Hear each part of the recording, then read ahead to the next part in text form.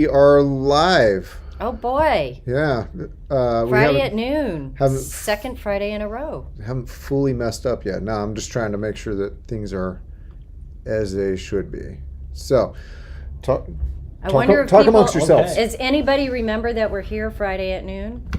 Do you think they remember, Keith? I don't know. I watched you last week, yeah. I was so excited I wanted to be part of it this week. Yeah, but you didn't leave any comments or ask any questions, Keith. What was that I about? got pulled in different directions at work. I was supposed to be working, but I was watching you guys instead. So we were a sideline. That's what he's telling us. We weren't important enough to watch. We just blew by. I wanted to jump in. It was a good conversation. You guys were talking about solar and all that good stuff last week, so that was kind of fun. It was interesting. Oh, good. So did we misspeak anywhere that you can recall? Did Not we get that out of I remember, line? other than I think Lindsay, I texted her, she said her Soul Dawn had a 12-volt television, which it does not. That was the only thing I caught. Did she hit you back with why doesn't it? She wasn't. No, she didn't even respond to that text. So I don't know. I was surprised because usually she'd have had something to say. She back doesn't take that direction. Hers might have a 12-volt television. That's she true. May have remedied she that. may have upgraded. You got to take care of those kids. That's right. That's an important piece for her. Yes, it is. So I was setting up just a little bit more while we got started. I don't know if it was mentioned. Welcome back to RV Small Talk Live, or as I dubbed it last week, Friday Noon Live with the RV Small Talk crew. Obviously, Lindsay has changed a little bit. In fact, we've started calling her Keith, and she's got a family here in Nappanee, Indiana. We are visiting, as you might be able to tell from the backdrop, we are in Nappanee, Indiana, checking out inTech RV and chatting with our friends here. And this is Keith. He's appeared in a few things with us. Mm-hmm. Yeah, you guys keep bringing me back. That's been all right. Yeah, so welcome back. Well, thank you. Yes.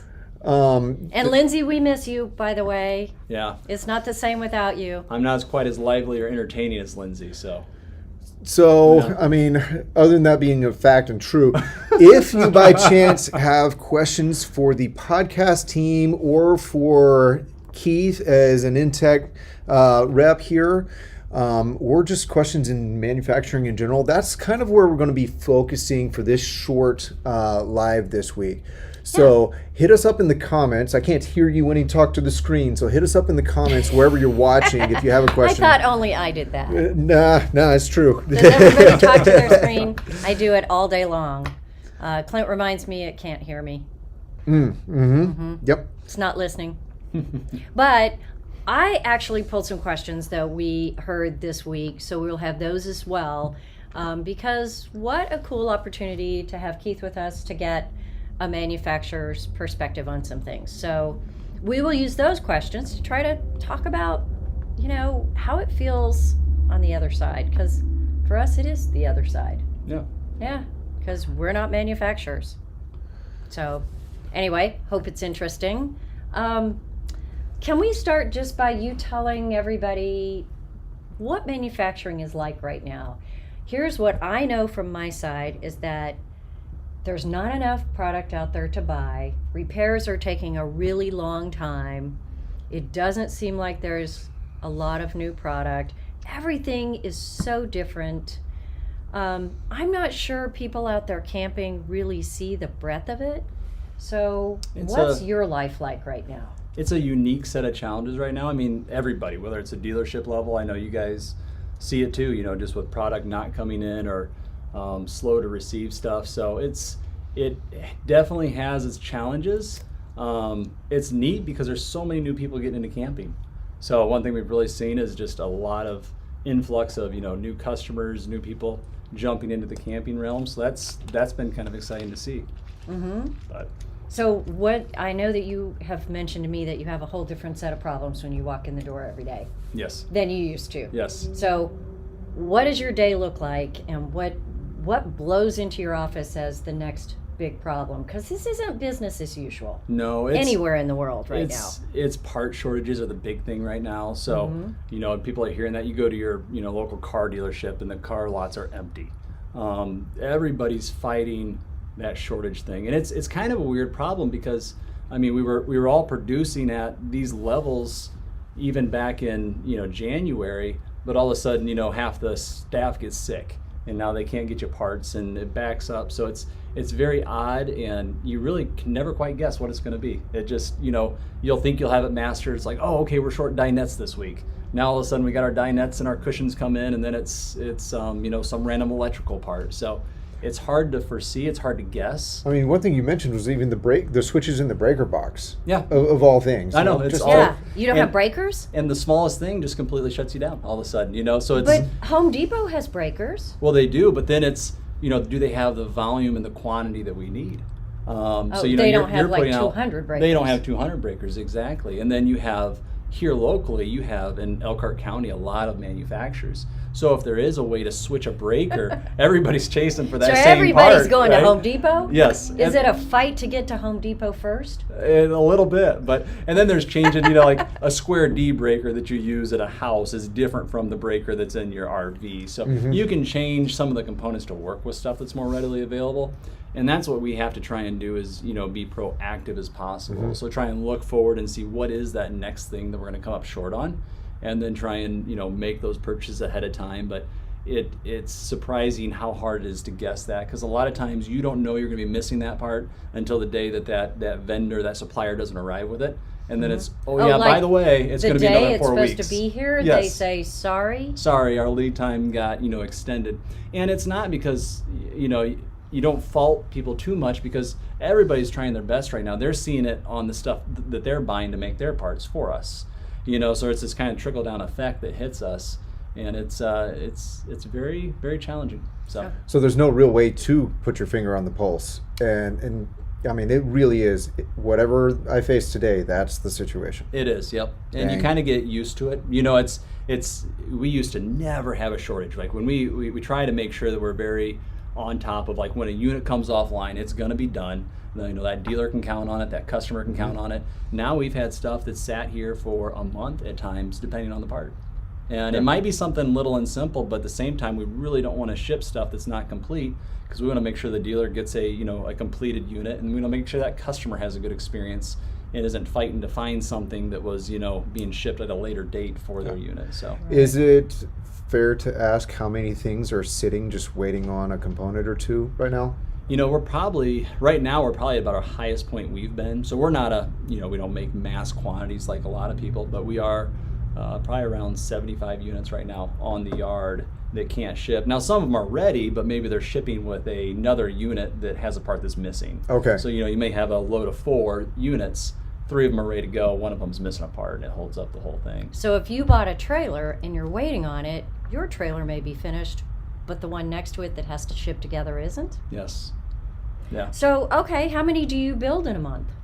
So we break it down in lines. So we have our flyer product that runs down one line. That will build close to about 80 units a month. Okay. Yep. And then you have your Soul line that runs down another one. That's going to build roughly about 60 units a month. And then you have your Lunas where you build about 20 a month. So roughly 180. 2 to somewhere 3 there. weeks worth of build is still sitting here Still sitting here. Yep. and can't ship. Yep. How is the shipping part of it? I Ship- mean, can you call a freight company and say, I got another 40 that are ready, take them away? It's up and down. So you try and plan ahead. Typically you can plan ahead because a product, when it's come on offline, it's going to be done. Right now, you don't want to do that because you don't know when the part's coming in, so you can't plan too far ahead. And then it depends on the transporter. Sometimes you'll call them and then that day they're available to come pick it up. Other times you call and it's 2 weeks before a load can get out of here. So you could have additional delays on top of just getting the unit completed. So working with transporters in general has been the Wild West lately too, right? So what is normal operating with transporters and what is today operating with transporters? I mean, the conversations are different. They are. I mean, like normal, you want to be a little more organized, further planned out. So you can say, hey, these units will be ready to roll. Let's pick them up on such and such date. Now that's not necessarily the case because they, like I said, you can't plan ahead. And then they're struggling too because every unit that rolls offline, every camper, there's a customer pretty much on the other end waiting for that, right? So there's a lot of excitement built around that. So you'll see the transporters moving things around unexpectedly on you because maybe somebody was screaming a little bit louder, and now your Like a load got dealership. pushed back. Yes, another dealership is screaming a little bit louder, and your load gets pushed Another back. manufacturer and says, another manufacturer. yeah. Yep. Okay, so there have been rumors that certain companies are paying extra to the transporters to take their product, and that leaves other manufacturers kind of in the dust. Is that true, and have you experienced that? It has been true. The industry as a whole kind of just had to go up because there was, particular manufacturers and even like dealership groups that were paying extra to get their product out to them. So I guess the unfortunate part is that drove the price point up across the board. So now pretty much what we saw is just transport prices raised that will pretty much not come back down. Yeah, so Ouch. Yeah. just cost the dealership more. Customers, I don't know. If it's actually arriving at the dealership unsold, then maybe it's going to drive up the price. Yeah. I don't know. I think, when people say, yeah, you don't have a breaker, you don't have that, not that big a deal, can you give me a quick list of in the past 2 months, what are things you've had to go, wait, stop the presses, we don't have a part? Can you even give me an idea of what those are? It has varied so much. So Is it like air conditioners? Air conditioners, refrigerators, ventilation fans. It could be something as simple as like one that we run into is the trim ring that goes around the ventilation fan. So we have the vent so you get fans, the but you fan, didn't but have the no trim trim ring. rings. So windows have been a How big weird. one. It's been a big struggle lately as far as just getting them in here in time. Foam has been a big one. So things like your dinettes and cushions and stuff have been held up. There's probably You had some 20 gas other that I'm fitting forgetting. shortages? Pardon me? Gas fittings? Oh yeah, gas lines. And So some breakers. fittings and pieces. Breakers were a big one for a while. So you just kind of come to work to figure out what the next thing is. yeah, you do. And here our goal is if we have to substitute something, we want it to be as good or better, right? Because you've committed to the product. We're committed to that customer that they're going to get something that's what they've expected. So there are times where you do have to substitute. You have to take this Dometic refrigerator and use a Norcold refrigerator instead. So there's certain things that you will see slightly different this year that you would normally never see change on a trailer, midway through a year. Right. Yeah, we have seen manufacturers just substitute and they just don't say anything. They just, oh, by the way. Oh yeah, you've got this new part on your trailer. So This one trailer out of 5 may have a different refrigerator. This other trailer out of the same 5 may have a strange stovetop. Yes. And you're like, a random air conditioner unit that's the same rating, but it's a different manufacturer. Yeah. So that could mean that things just get interesting for that particular trailer and its ownership life cycle. Yes. Yeah, crazy. Yeah, it is totally different than what we would ever expect. You wouldn't do these things under normal times or normal circumstances. Yes.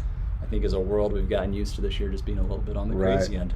Now, I think that we've talked to various manufacturers and where they're at and their thinking and all that. inTech is a light and nimble machine in many respects. You don't, like you said, you aren't a major manufacturer. You're not huge and all that. Where does inTech fall in the thought process of, well, times are strange. Is this the season to try new things, develop new products? We think it is. I mean, it's you date back to March when all this happened and everything was shut down and we're in quarantine. I mean, we went to the drawing board. It's like, all right, we have time. We have potentially production capacity depending on what the market renders after this. Because you were thinking it might just crash and then you could right? develop new products. Yeah. And we love the development part. I mean, that's probably what juices us up just as much as anything. It's more fun than anything. It is. So we went to the drawing board and we ended up coming out with the Discover and the Flyer lineup this year. That was basically came from that time period. We had it before, but then made some tweaks and So the changed genesis of that was March 2020? Yes. Yep. And they're already on the ground with owners out there camping in them. Yeah, they started shipping here about a month ago. So so that one was a I knew that because I have one. Yeah. You don't know, he has one. Now you're rubbing it in. I know. So all of you waiting, he got in line first. Yeah, it's Clint's fault. He took Yeah, one. I guess that's the perks of the job. You get to see it early, Yeah, right? And say, I want that. Well, there is someone out there in the inTech forum that has 001 because that's the first production. I have 00 negative 1 or something like that. Yeah, you're 000. You are the second prototype. Yeah. There is a first prototype out there, but that's. But it's probably not even close to a Discover, so. Correct. Yeah, so Yeah, he's got the first one that you could actually put a name on, right? That's right. That's right. All right. So it has been a creative season for you guys, and that's probably been, to me, my vantage point, a silver lining if you have the capacity to do that. Not But all so manufacturers have that unexpected. capacity. I would not expect a manufacturer to decide to build things if you're worried about the market shrinking to nothing. Mm-hmm. I mean, I wouldn't. Would you? I wouldn't. Well, that's the fun part. You got to stay nimble, right? You got to be ready for whatever that. Yeah, there's always going to be a unique new problem, challenge to fix or solve out in the market. There's always going to be something that people, and who would have guessed that camping would have been such a great getaway for everybody, and so many new people jumped into it because now it was a way to get out of the house, go do something, which drove up this market. But say that wasn't the case, there would have been another opportunity. You just have to make sure you're keeping your eyes open, looking to what the customers are asking for, what they need.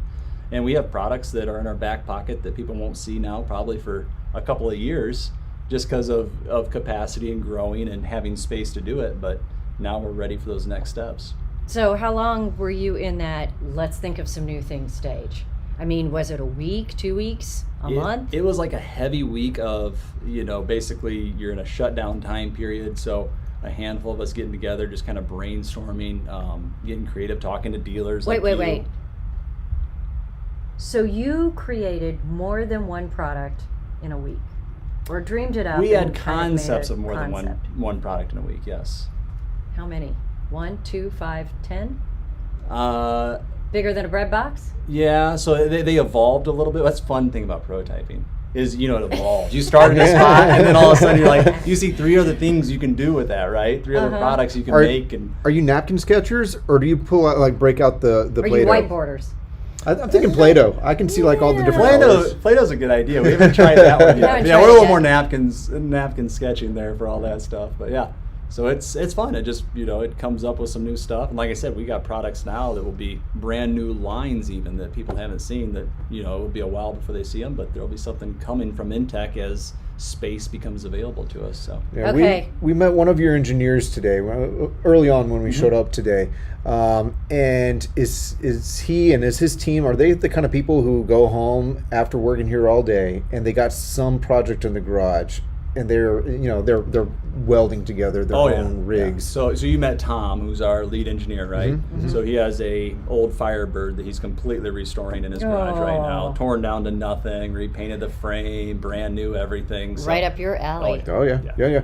And he comes from your history as inTech, because even before the RV side of things was the motorsport side of things. And is that going well? The motorsport side, is it seeing the same boom? Motorsports.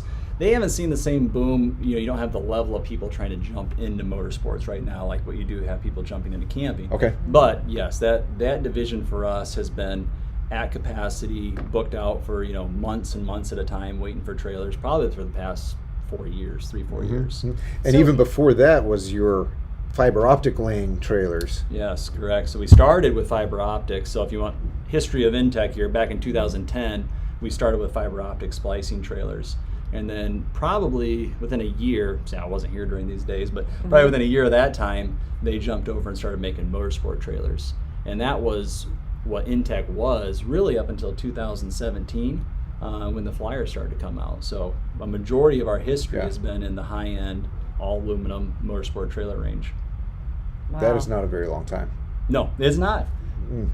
Okay, so you were down a week thinking of all these cool things. Now you've got a whole bunch of ideas in your back pocket. And then you had to jump right back into building because there was so many people who all of a sudden wanted trailers. Wanted trailers, yeah. And that's where you just saw, like from our side, you saw late April, May, just go crazy. People just all over coming out of the woodwork ready to go camping and wanting to buy campers, and the industry as a whole just really boomed quickly. And so you had, going back to a supply issue we were talking about, you had all these people who were laying off or furloughing individuals, and then all of a sudden, they're anticipating being down 50% for the year, trying to go to 150%, for this year. So that's, that early spike that we saw probably caused a lot of the problems early on. Now they just continue, but. Yeah. And so that then in turn brings the parts problems. That brings the parts problems, yeah. Because more trailers are being built now. Is everybody in the industry working at capacity?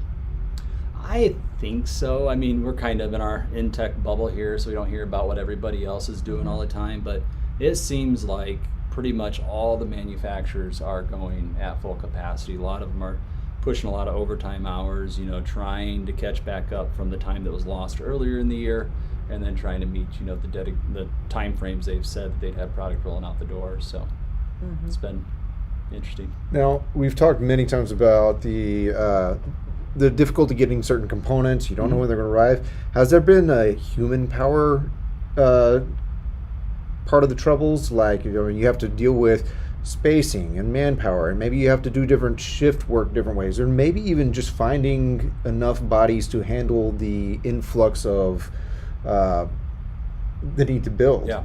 Has that been an issue as well? Oh yeah, big time. A lot of our suppliers have talked about, being at 40-50% capacity of their individuals at work.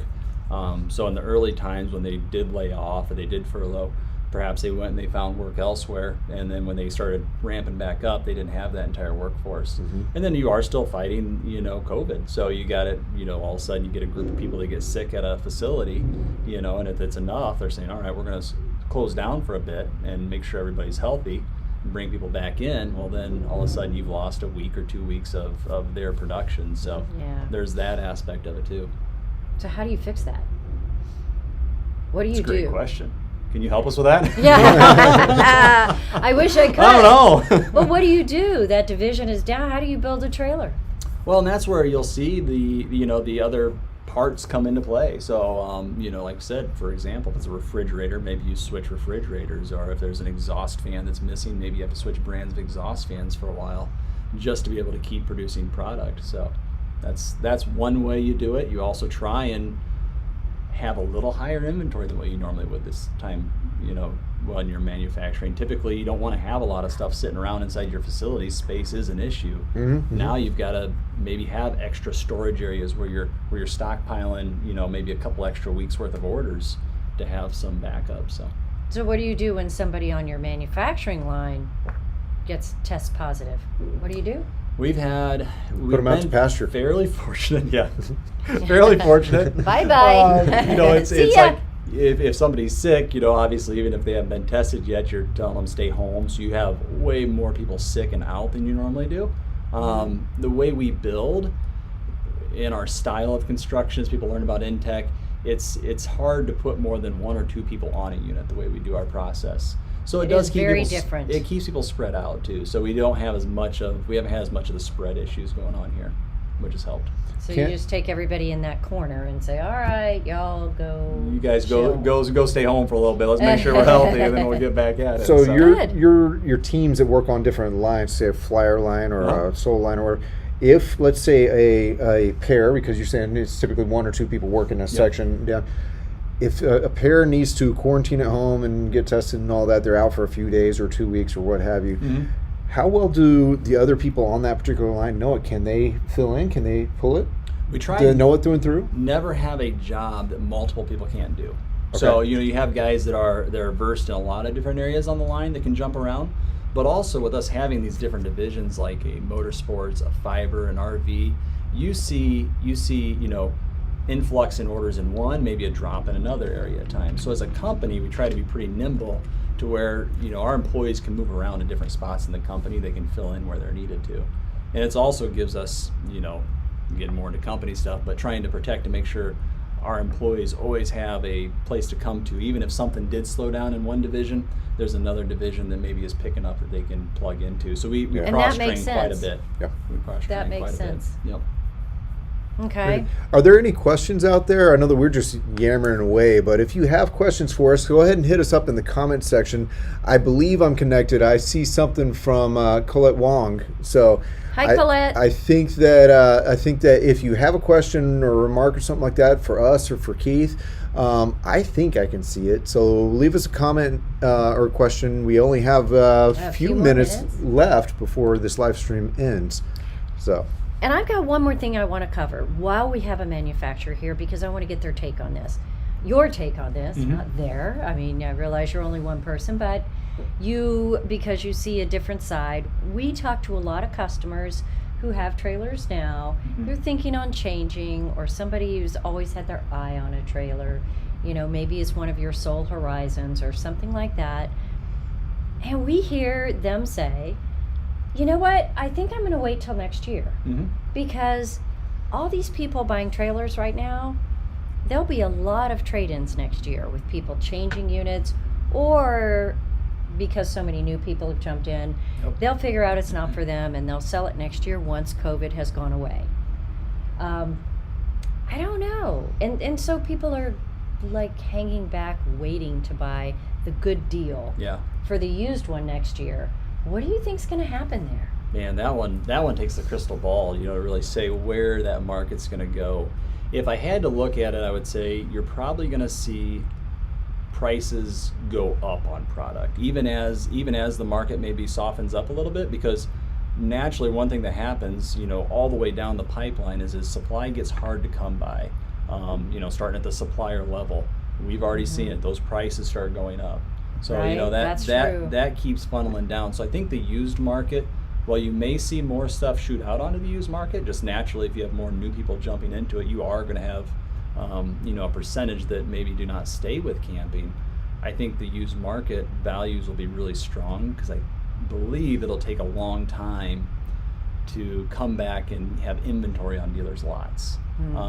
We look at what we have right now, and we have people with their names on product, dating out until next summer, that are waiting for their inTech that's being built next summer. So with that being the case, you're not going to see inventory on a dealer's lot for quite a while. And then even once you start getting past that and you start building inventory, that's going to take a little bit of time. So it's hard to say how that used market will be, if there will be a flood of stuff out there, or if it'll start getting snatched up pretty quick, from the people that do decide to jump out. That's something we don't have a real strong feel for or guess on at this point. Yeah, I don't think anybody does. I mean, how do you predict anything right now? It's just so hard to see what the future will bring. Right. But I think that is the thought, that there will be a lot of used stuff next year. Yeah, I mean, there will be used stuff next year because people will change. But I don't know. I mean, there might be new products next year too. I do think they're going to get more expensive. So if trailer prices go up, the used market might be really booming. Might be nice. I don't know. One thing, I've definitely heard that angle, that people are saying, well, I'll just wait till next year. There may be a lot of used out there.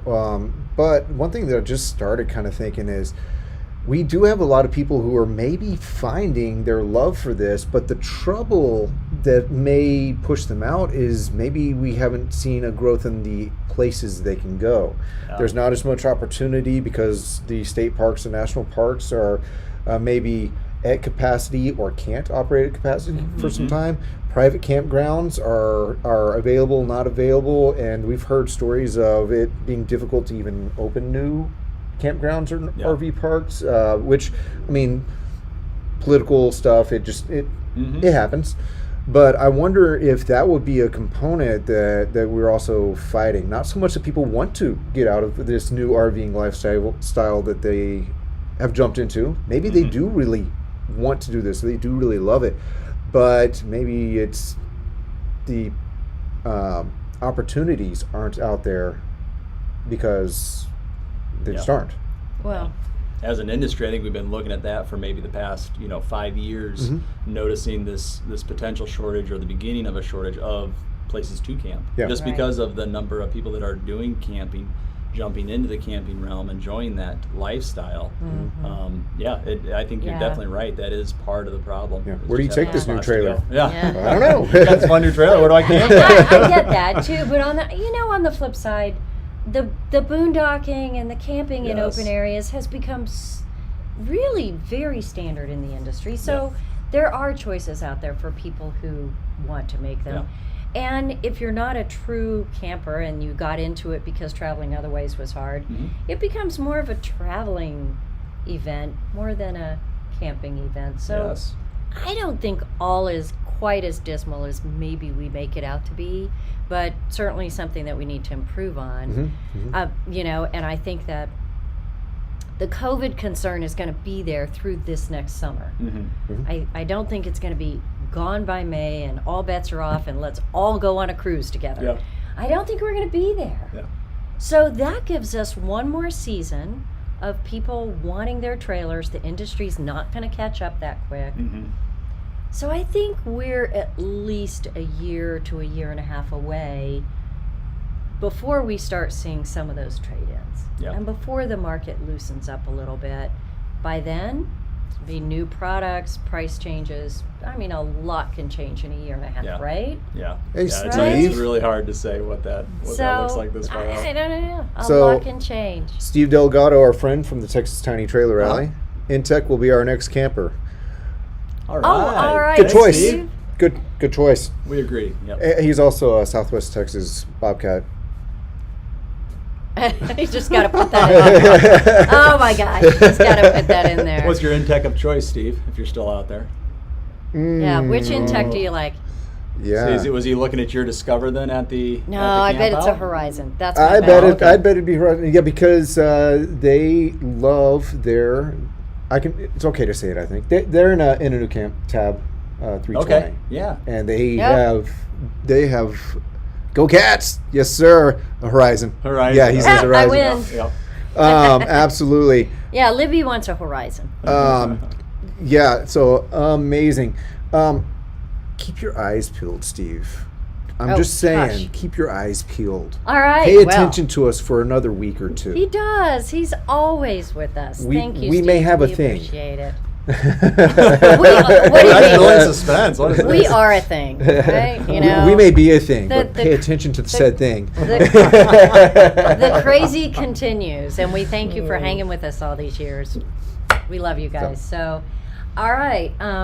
Well, our 30 minutes is up, and look, we, as they'd say on Car Talk, we wasted another perfectly good 30 minutes. Yes. Thanks for hanging in there for it, suffering through it.